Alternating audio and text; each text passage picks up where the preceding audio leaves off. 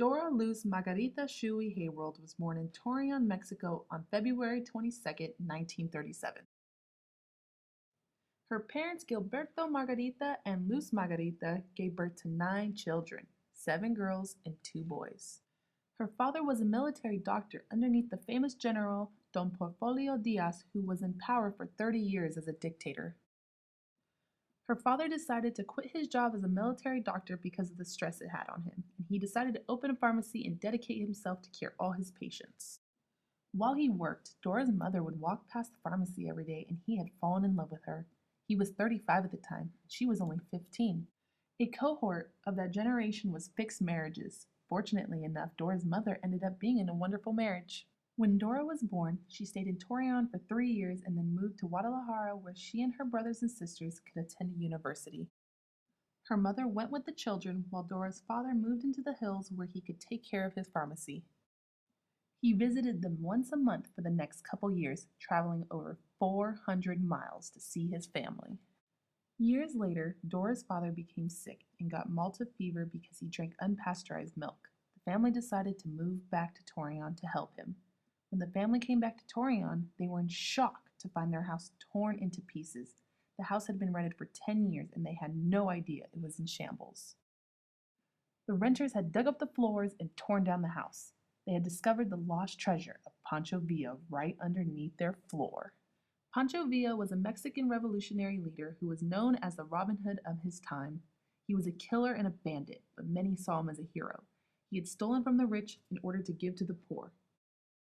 There were rumors that Pancho Villa had built a tunnel that went underneath Torreon, Mexico once he conquered it. The rumors were found to be true, and the tunnel went right underneath Dora's house. The tenants became millionaires and left nothing. In 1952, when Dora was 10, she first experienced the death of her sister Alice, who was in a plane crash. She was on her way to marry her fiancé and never made it. Things didn't get any better when her sister Blanca passed away from a car crash when Dora was only 15.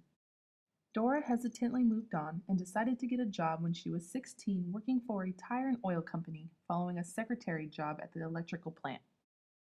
She then went on to work as a receptionist for an insurance company. Little did she know this insurance company was going to be the turning point in her life.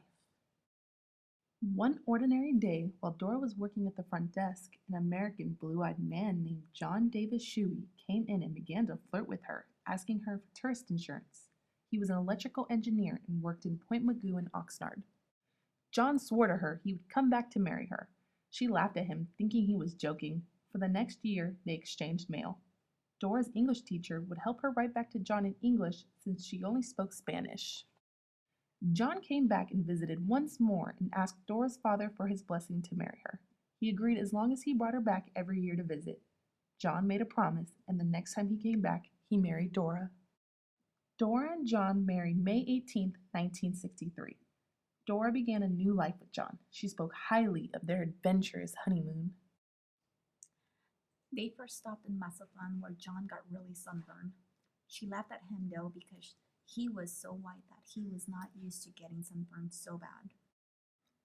As they kept traveling, they stopped in Guaymas, Sonora, so they could rest. Dora thought there were cuchimas under the bed, but little did she know there was a man under their bed. The men stole their wedding bands, money, and even their pants. They went to the lobby to complain, and to their surprise, they weren't the only ones that got robbed that night. Everyone was in their bathroom towels because their pants had been stolen too. The police came and found all their pants in a deserted room, but no other belongings, just empty wallets. At least they had their pants. After their honeymoon, John welcomed her to her new home in Oxnard, California.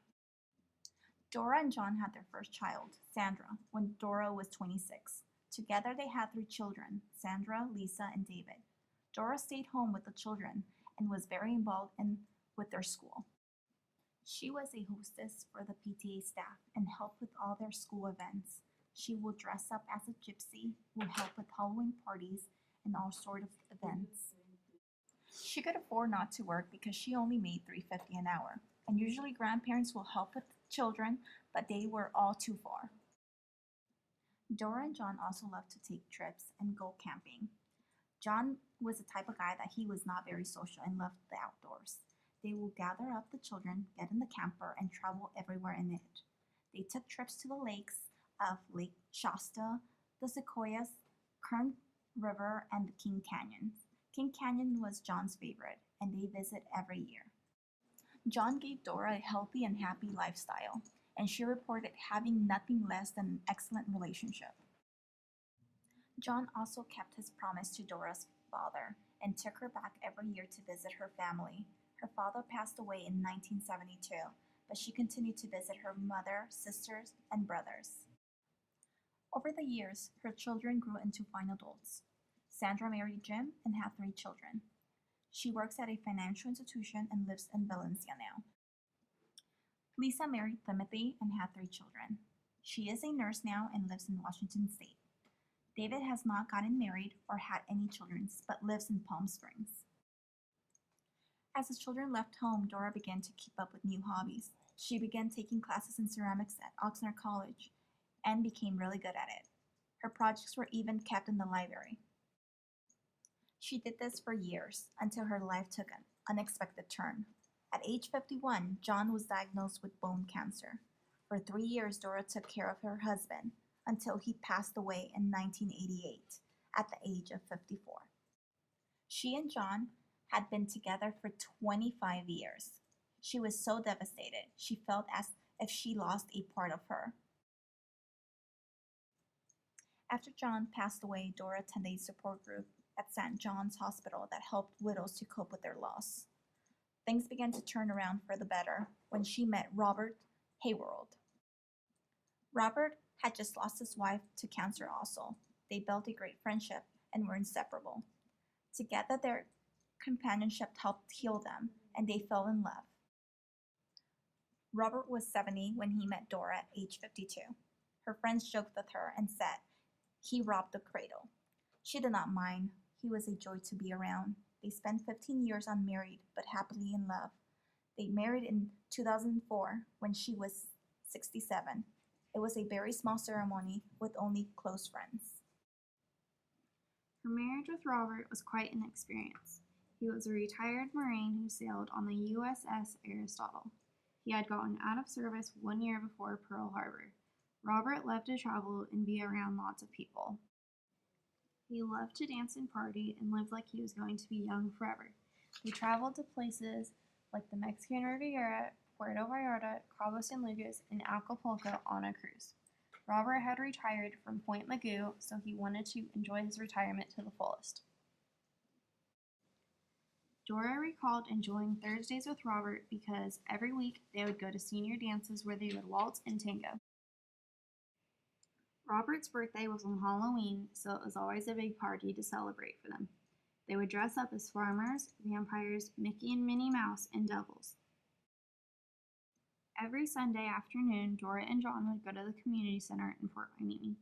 Dora enjoyed socializing with her friends, and she even began taking ceramics again at the senior center after years of not doing them after John's death. She was feeling fulfilled again and able to enjoy life. Dora loved every minute she had with Robert.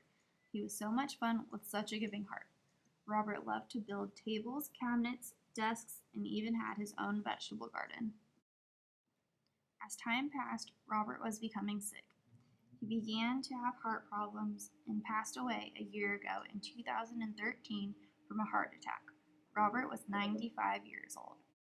Once again, Dora had to deal with the loss of another husband whom she loved dearly. They too were together for 25 years. It had been hard for her, but she could not thank this man enough for the wonderful life he had given her. Dora is now 77 and spends her days visiting her children, spending a week at a time with them when she can. Her son David travels with her constantly, and she loves to take trips back to Torreon to visit her brothers and sisters. She still has 2 older sisters living, Laura and Irma, and her little brother Mario. She loves and adores her family and loves spending every moment she can with them. She reminisces about her past, but she is thankful for the days she has had.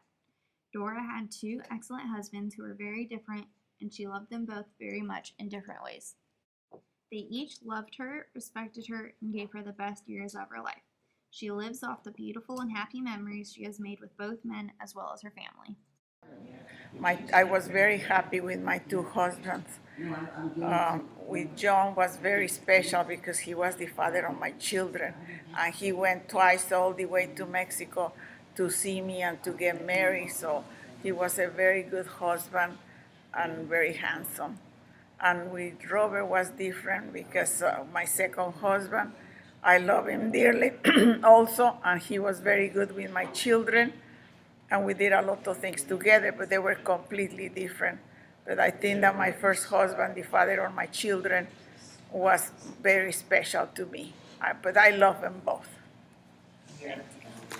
For the new generation, I really wanted to emphasize in eating well, doing exercise, be really respectful with your parents and grandparents, and try to enjoy life as much as you can. Study always. It's good to study and have a career or whatever they like to do is fine. The young people, they're different generations, but they have to have more respect for the elderly. And that's what is put my life all together, because my time was completely different when I was born and raised, and all that was completely different times.